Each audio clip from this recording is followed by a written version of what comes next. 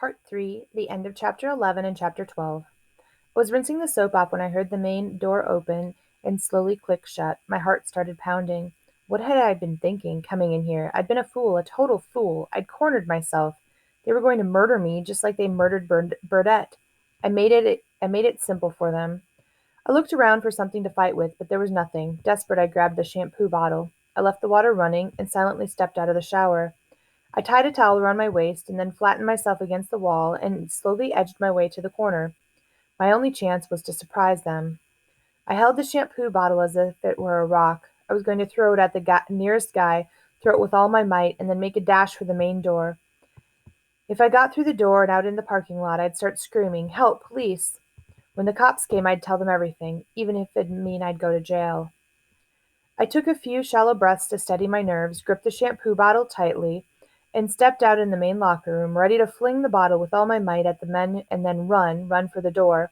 But instead of two murderers, a little boy was standing at the sink, rinsing off a green plastic bucket and a bright red plastic shovel. "Hi," he said, looking over at me. I lowered the shampoo bottle. "Hi," I answered. Chapter 12. I grabbed my clothes from my locker, returned to the shower area, and dressed. While I was dressing, the little kid slipped out. Before I left, I flicked off the overhead light, slowly cracked open the utility room door, and peered out. Nothing. No black Mercedes, no guys in sport coats. I stepped onto the sidewalk, pulled the door shut behind me, and quickly hurried to the ramp leading to Pier B. I opened the gate and pulled it shut behind me.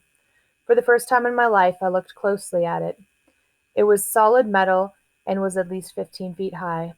If someone were coming after me, they'd need a ladder to climb over it or a sledgehammer to break it down, and they couldn't use either without a lot of people hearing them or seeing them.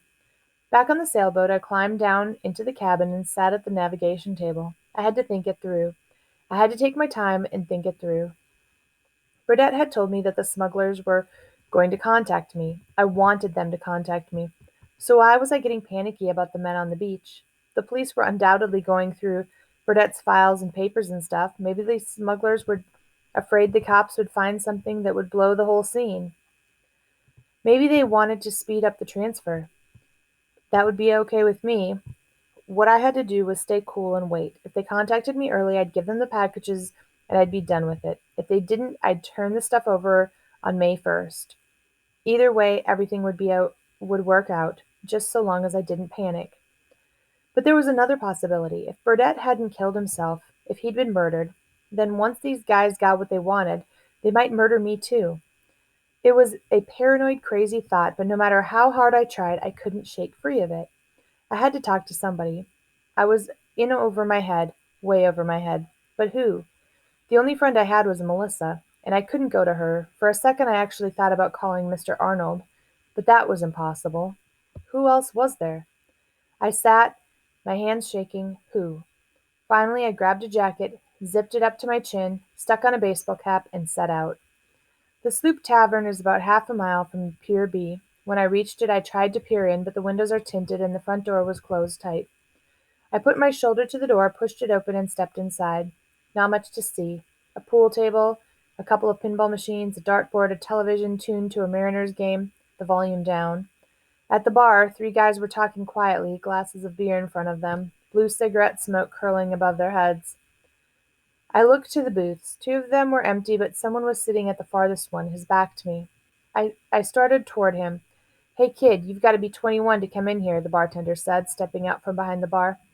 "I'm looking for my dad," I said, walking quickly toward the back booth as I talked. "Jack Taylor, you know him?" The bartender blocked me. "Sure I know him. Everybody knows Jack. But he's not here. Hasn't been here all day. And you're going to leave right now. I'm not losing my license for anybody." I was certain the bartender was lying, that it was my dad sitting in the booth. But just then the man turned toward me. He was no more than 25 years old, but he had a bloated red face and blurry eyes of a drunk. Our eyes caught, and then the guy looked away. The bartender stepped toward me, forcing me back. "I'm going," I said. "Don't worry." "I'm not worried," he said, but he stayed right with me until I was out the door. There are probably a dozen taverns along Ballard Avenue. If my dad wasn't at the sloop, I figured he had to be at one of them, so I kept walking, looking through windows and sticking my head through doors of place after place. But even if he was drinking